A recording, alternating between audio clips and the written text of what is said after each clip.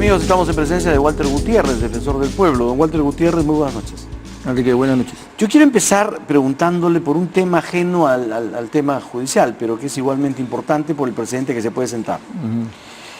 En Puno han aceptado la inscripción como candidato de Walter Adubir. Para usted, ¿hizo bien el jurado electoral en esa zona de tomar esta decisión? Bueno, en realidad lo que sucede es que no una, sino varias veces distintos observadores internacionales han hablado de lo que se llama la participación, el derecho de participación política. Hay veces los derechos, como más de una vez lo he dicho, y creo que en alguna ocasión aquí, los derechos entran en tensión. Y uno de los derechos más fuertes en los procesos electorales son los procesos de participación. Lo que tenemos que hacer es un esfuerzo para que la población entienda cómo es que tiene que votar y cómo es que las personas que pretenden, aspiran a un cargo político, deben estar testados o deben estar evaluados a partir de qué tanto representan los derechos de los ciudadanos. Pero estamos hablando de una persona que ha estado prófugo de la justicia, que ha sido condenado. ¿Eso no cuenta? Sí, pero si ya cumplió su deuda con la sociedad, puede participar. El otro tema es el del OMPE, de la Oficina Nacional de Procesos Electorales. Este Consejo Nacional de la Magistratura lo nombró, se dice irregularmente, y hay unas acusaciones que usted ya las conoce. ¿Qué debería ocurrir con OMPE? Lo primero, y esto tiene que ver ya directamente con el tema que seguramente en primer lugar le interesa a usted también, que es el tema de la crisis del sistema de justicia. Mire, el corazón del sistema de justicia son los jueces. Y quien elige a los jueces y a otras altas autoridades es el Consejo Nacional de la Magistratura. Si hay tiempo hablaremos de su arquitectura, de su diseño y qué tan bien diseñado está y qué cambios habría que hacer. Pero, tal como está, el Consejo Nacional de la Magistratura puede tomar algunas medidas. Por ejemplo, podría suspender al jefe de la OMPE. Eso está perfectamente dentro de sus facultades. Y podría iniciarle un proceso. Lo que pasa, Enrique, es que la ciudadanía no solo le indigna lo que está pasando, a la ciudadanía le indigna la reacción, la acción de las instituciones respecto de eso que está pasando, sin decir que lo que está sucediendo no es particularmente grave, de una profundidad y una extensión preocupante, no solo en la OMPE, sino en el sistema de justicia. Lo que a la ciudadanía le preocupa es que las instituciones no reaccionen con una inmediatez respecto de estos problemas. ¿Y cómo usted ve que están reaccionando? Según usted, ¿cómo están reaccionando? Bueno, creo que están reaccionando con tardanza y con lenidad. Pero quiero partir de esta premisa, Enrique. La respuesta para todos los problemas en un sistema democrático está en la Constitución y en la ley. Porque si vamos a partir por violar la Constitución, violar la ley, entonces entramos a una anarquía, entramos a una suerte de oclocracia, es decir, gobierno de la multitud turbada, y entonces todo lo que hemos avanzado lo perderemos. Entonces ya yo creo que el país puede salir de los problemas y las crisis en las que está respetando la Constitución. Ya lo hemos hecho de la crisis, de la grave crisis política que significó la salida de un presidente. Podemos salir de esta crisis, pero para eso las instituciones tienen que dar una respuesta inmediata, como lo que acabo de señalar. Y a propósito, si me permite, yo no sé qué está esperando el Consejo Nacional de la Magistratura para que mínimamente suspenda al juez Inostroza, para que le inicie un proceso dentro de las competencias y que su propia normativa le permite. Yo no sé qué está esperando. Y en esa misma línea y con el mayor de los respetos, es verdad que el Poder Judicial ha pedido la renuncia. Yo me pregunto, ¿y por qué no pide su suspensión y remoción? A eso me refiero cuando digo que necesitamos que nuestras instituciones reaccionen, porque sí existen mecanismos para salir de la crisis. Muy bien, ahora, usted ha dicho, el Consejo de la Magistratura, ¿qué está esperando? De pronto está asumiendo su propia crisis. De pronto están mirándose todos ellos a la cara y preguntándose qué hacemos ahora. Porque la situación de ellos es, no sé si tan o más grave que la de Nostroza. Bueno, mayor razón, porque la propia norma también les permite. Mire usted el caso, si no me equivoco, el año 2015, el caso pariona. Pero este es como el huevo y la gallina. ¿Qué debe ocurrir primero? ¿Que el Consejo de la Magistratura destituya a Inostroza o que el Consejo de la Magistratura se vaya de una vez para que venga otro consejo y destituya a todo el que tenga que destituir? ¿Qué es primero? Yo no encuentro ninguna incompatibilidad en que se hagan las dos cosas. O sea, para los días que han pasado ya podría estar suspendido. Y nosotros afuera. Ya podría haber sucedido eso. Y también autorrecomponerse hasta donde sea posible, porque si no tiene solución, evidentemente tiene que darse un siguiente paso. Pero en este momento, tranquilamente, el propio Consejo Nacional de la Magistratura puede hacerlo, porque ya le acabo de decir que su propia normativa lo permite. ¿Y por qué cree que no lo hace? A mí me parece... ¿Es solamente lenidad, como dice usted? Es que algo más. Lenidad no es poca cosa. Yo sé. ¿No? La falta de fortaleza respecto a la exigencia que las circunstancias... ¿Pero es eso nada más? Yo sé que no es poca cosa. ¿O es que hay otra cosa entre ellos? Bueno, eso creo que con el correr de los días se va a ir develando, pero concurrentemente el propio Congreso también tiene una vía, que es el artículo 99, que entiendo han activado y que, digamos que podrían tranquilamente levantar el fuero, suspenderlo y mandarlo a la Fiscalía, tanto a Inostroza como a los magistrados. Muy bien, ahora, ¿qué hacemos con el Consejo de la Magistratura? ¿Deben renunciar? ¿El Congreso debe destituirlos? ¿Debemos desaparecer? ¿Reestructurar? ¿Qué debemos hacer? A ver, yo quisiera ahí mencionar tres cosas, muy rápidamente. El concepto es correcto. ¿Cuál es el concepto? Es sacar de las manos del cubileteo político la designación de jueces. Ese concepto es correcto. Pero mire usted que el cubileteo que ha habido ahora, para muchos debe ser peor que el político. De acuerdo, coincido.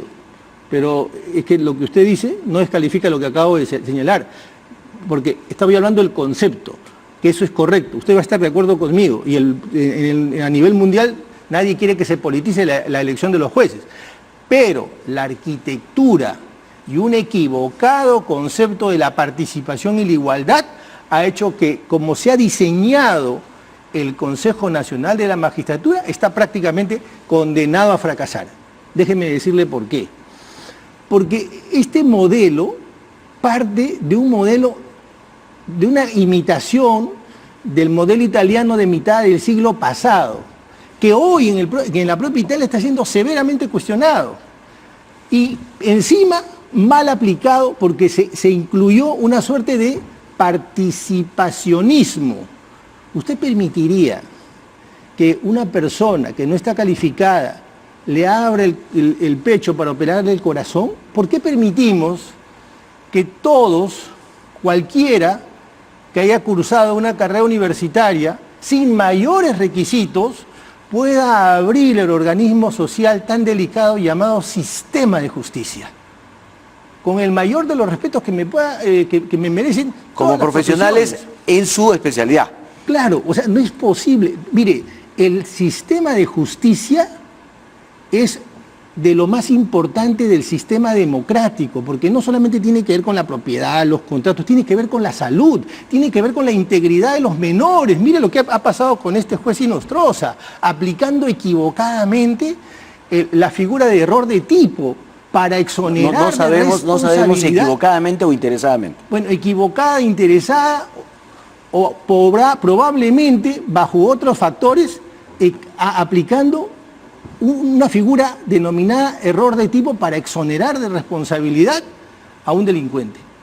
Y no es un caso, por eso la Defensoría ha pedido que se revisen todos los casos. Y ahí voy a discrepar de mi amigo... Bueno, usted lo ha escuchado. Duberly. Yo voy a discrepar, porque es verdad que existe la cosa juzgada, pero nos hemos olvidado de algo. Existe la cosa juzgada constitucional, porque ya el Tribunal Constitucional ha dicho que para que haya cosa juzgada tiene que haberse cumplido todo el itinerario legal, pero también valorarse los principios y valores constitucionales. Si no, esto podría traerse abajo. Y en el peor de los casos, supongamos que haya cosa juzgada, pero yo quiero saber cómo es que se juzgó, porque quiero conocer el estirpe, la entraña de este juez, o de estos jueces, porque no es un solo juez.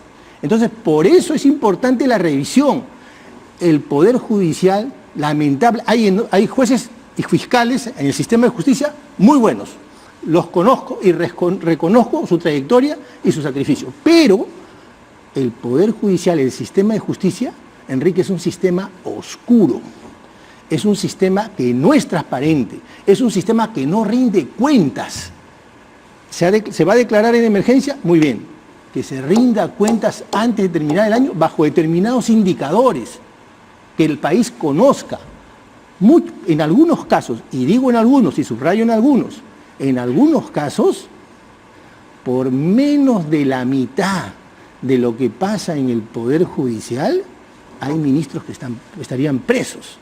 Por eso es que no podemos permitir que un poder elegir un juez, el cargo de un juez es más importante que el de un congresista. Por eso no podemos desaprovechar esta oportunidad para reformar el Poder Judicial. Y todo el sistema de justicia, porque a veces le cargamos las tintas al Poder Judicial y no es solo del Poder Judicial. No, por eso yo hablo siempre del sistema de justicia, ¿no es cierto? Porque estamos hablando, incluido el Consejo de la Magistratura, incluidos los otros órganos del sistema judicial. Pero ahí viene la pregunta, porque reformas, entre comillas, del Poder Judicial se han hecho varias, ¿no es cierto? En dictadura o en democracia.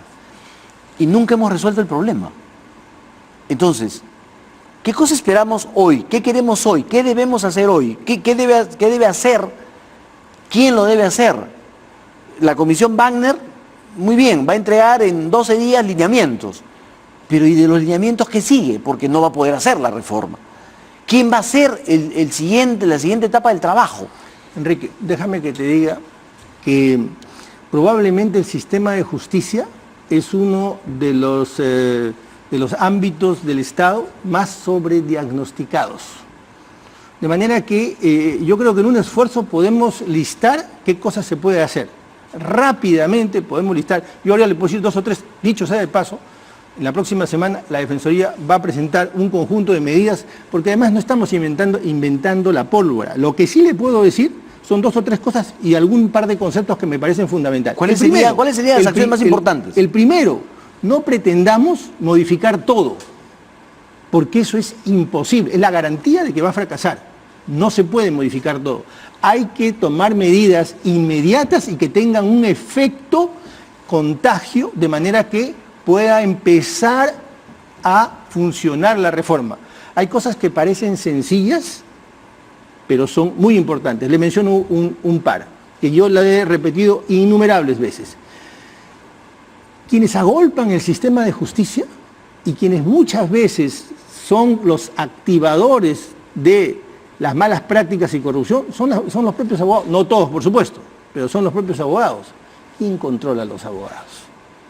Necesitamos controlar, porque hay demasiada demanda chatarra, hay demasiada capacidad para generar problemas en el sistema de justicia y mucho de eso lo genera la propia abogacía, porque el policía es abogado, porque el juez es abogado, porque el fiscal es abogado, porque las partes es un mundo de abogados y es importante controlar la abogacía, es fundamental y en esa línea hay que fortalecer al propio Ministerio de Justicia, al Poder Judicial y los colegios de abogados. Hay medidas muy concretas. En otros países, ¿usted cree que un abogado va a firmar una demanda si no tiene realmente un caso? Él sabe perfectamente que va a ser suspendido o sacado de la barra. Acá no pasa nada. Acá no pasa nada. Por eso es que tenemos que cambiar, empezando desde ahí, pero no solamente ahí. También hay otras medidas importantes que se pueden tomar, si hay tiempo los podemos desarrollar. Yo quisiera medidas concretas. Hágame un listado de lavandería de las medidas concretas que se deben tomar. Porque claro, la de los abogados es, como usted dice, importante. ¿No es cierto? Pero tampoco es muy difícil implementarlo, ¿eh? Yo lo sé, pero lo que la gente está esperando es la entraña del sistema de justicia, como usted ha dicho, los jueces, que son lo más importante, los secretarios de juzgado, los fiscales. Yo le voy a dar una medida en este momento, no es la única, pero le voy a dar una medida y voy a pedir conversar con la comisión y se las vamos a trasladar, pero le voy a mencionar solamente una nada más, ¿no? Así como pedimos que exista la hoja de vida del candidato cuando queremos elegir por alguien, debemos tener la hoja de vida del juez que tenga 3 cosas. Primero, el itinerario profesional, el itinerario académico, de dónde viene ese juez. Segundo, que explicite todos sus conflictos de intereses. Nosotros, la ciudadanía, todo el sistema debería conocer cuáles son sus conflictos de intereses y cómo se ha formado y cómo ha llegado. Pero además, que conozcamos su línea de actuación jurisprudencial. Es decir, cómo es que este señor está resolviendo los casos. Porque por sus hechos lo vamos a conocer. Y eso tiene que estar en el Consejo Nacional de la Magistratura, de acceso a todo el mundo. Eso no es nada del otro mundo, mi estimado Enrique. Eso es perfectamente posible y eso es tocar el corazón del sistema, porque los jueces son el corazón del sistema. Yo voy a saber quién es ese juez, de dónde vino, cómo vino, cuál es su red de intereses. Y lo digo sanamente. Y voy a saber además cómo es su actuación. Eso no cuesta nada hacerlo. Bueno, cuesta, pero digamos que no es hacer una pirámide. ¿Esa no es parte de la evaluación que debería haber hecho el Consejo de la Magistratura? Sí, ¿Debería ser? Eso debería ya existir, pero le estoy diciendo, hay cosas que no se han hecho y empecemos a hacerlas. Yo le planteo esto, no porque se me haya ocurrido a partir de hoy, esto, mire, si esto lo he planteado hace 10 años es poco, porque desde antes de ser decano del Colegio de Abogados lo he venido planteando. Y hemos dicho que si esta reforma, es decir, la reforma de la justicia, yo se lo dije al presidente Pedro Pablo Kuczynski, si no se reforma la justicia, todos los planes, todos tus planes van a fracasar, todos.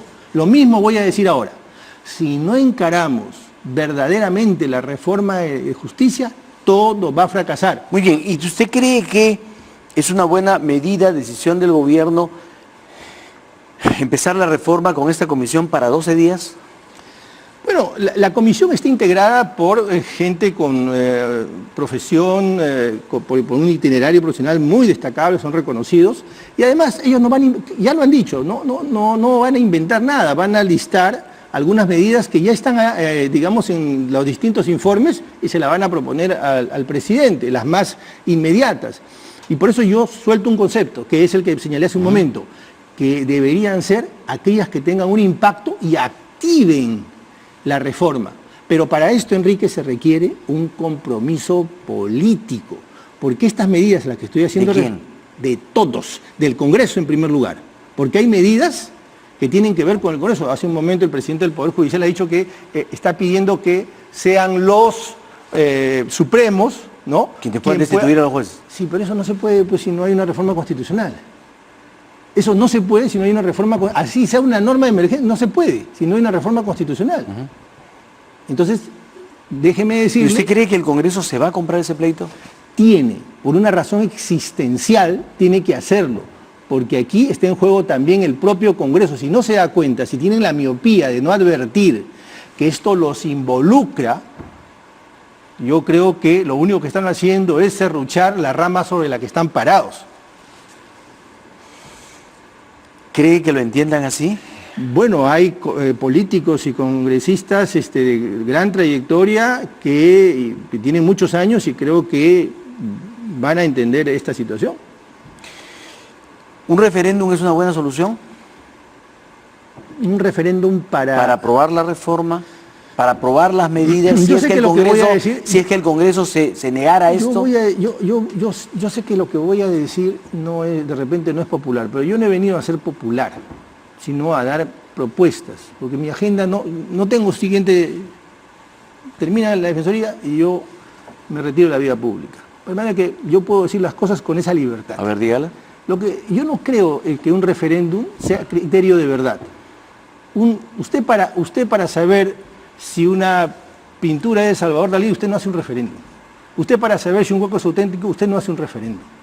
Usted necesita que este país se ponga que las autoridades se pongan los pantalones largos y tengan una mirada de fondo y hagan las cosas. Sí existen personalidades que tienen que salir, que están ahí, que necesitamos que todo el mundo, como Croacia, corra a la cancha, que se mete en la cancha. Me refiero juristas, ex decanos. Bueno, pero el primer ministro ha dicho que muchos han perdido la fe y, por ejemplo, no aceptaron ser miembros de la comisión, lo ha dicho el primer ministro. O sea, muchos han perdido la fe en el Poder Judicial. Pero estoy seguro que hay muchas personas de la academia, de la ciudadanía, políticos que pueden sumar. Tenemos que hacerlo, Enrique. Muy bien, don Walter Gutiérrez, muchísimas gracias por su presencia esta noche. Muy amable. Amigos, nosotros nos vamos a despedir hasta el próximo domingo, a las 11 de la noche. Usted puede volver a ver la entrevista al presidente del Poder Judicial, Duberly Rodríguez, y al defensor del pueblo, Walter Gutiérrez. En vivo nos encontramos el próximo domingo, siempre aquí en Agenda Política de Canal N. Buenas noches.